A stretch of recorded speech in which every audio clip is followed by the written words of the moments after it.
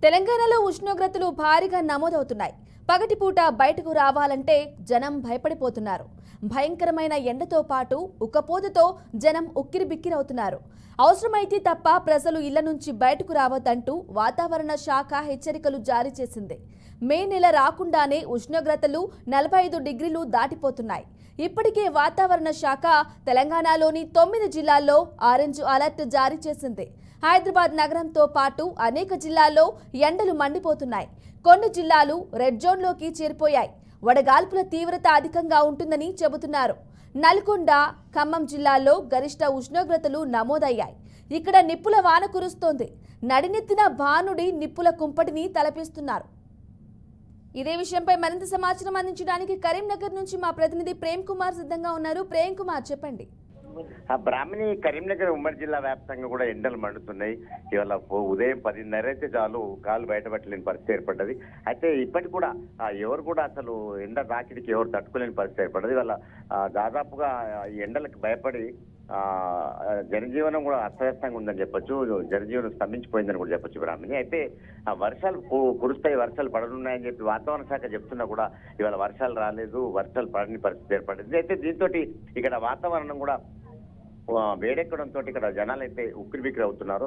బయటకు వెళ్ళాలంటే కాళ్ళు బయట పెట్టాలంటే కూడా జగ్గిపోతున్నారు. ఎక్కడికక్కడికి అసలు జనజీవనం స్తంభించిపోయిందని చెప్పేసి. అయితే కాకపోతే ఏంటంటే వాతావరణ శాఖ అధికారులు కూడా హెచ్చరికలు కూడా జారీ చేస్తున్నారు.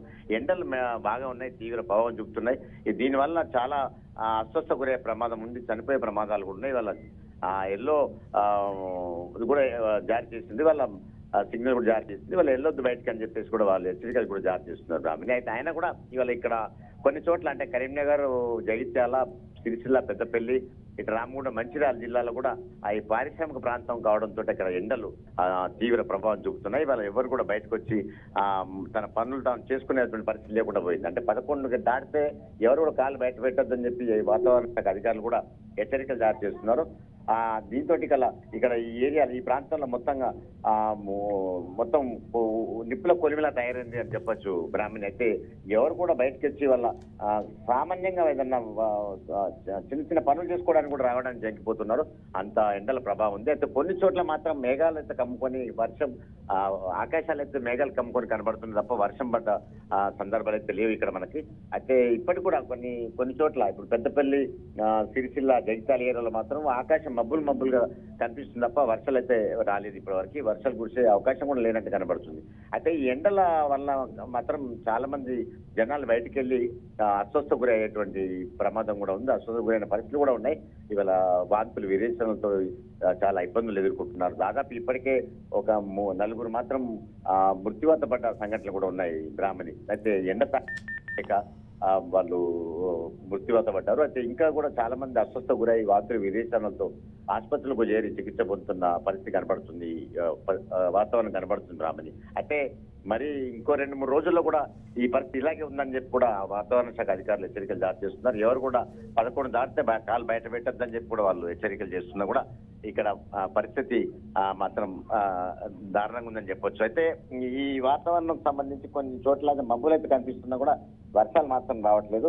ఈ వర్షాలు పడితే మాత్రం ఇవాళ రైతుల పరిస్థితి అగమ్య గోచరంగా తయారయ్యే ప్రమాదం ఉంది. అయితే కల్లాల వద్ద ఇప్పుడే ధాన్యం పోసి ఐకేపీ కేంద్రాల వద్ద వాళ్ళు కొనడం, ఈ వడ్లు కొనడం లేట్ అవుతుంది కనుక ఒకవేళ వర్షాలు పడితే మాత్రం ధాన్యం తడిచి ముద్దయి ఇవాళ రైతులను చాలా నష్టాలకు గురి చేసే ప్రమాదం ఉందని చెప్పి చెప్పుకొస్తున్నారు. అయితే సకాలంలో ప్రభుత్వం స్పందించి ఐకేపీ కేంద్రాల వద్ద ఉన్న ధాన్యం నిల్వల్ని త్వరగా కొనుగోలు చేసి రైతులకు న్యాయం చేయాలని చెప్పి కూడా కోరుతున్నారు Brahmani. Okay, thank you Prem Kumar.